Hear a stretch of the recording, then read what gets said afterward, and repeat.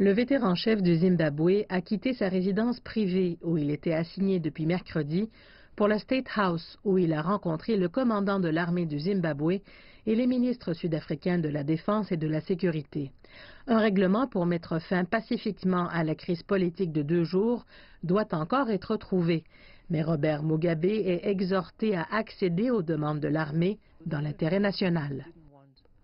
L'armée ne voulait pas une sortie violente, il ne voulait pas de sortie violente, il ne voulait pas être contraint à une situation où il devrait former un gouvernement militaire.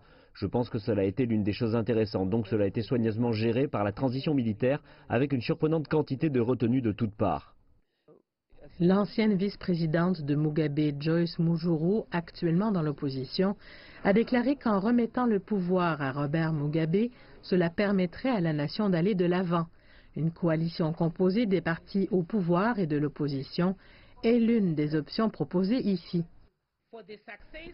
Pour le succès d'un tel engagement et d'un tel dialogue collectif national, il n'y a aucun doute que nous avons besoin d'un arrangement transitoire qui devrait traiter de la question clé de la récupération économique et des processus de réforme électorale. Morgan Tsvangirai, qui a dirigé un gouvernement de partage du pouvoir avec Mugabe de 2009 à 2013, est prêt à participer à une coalition.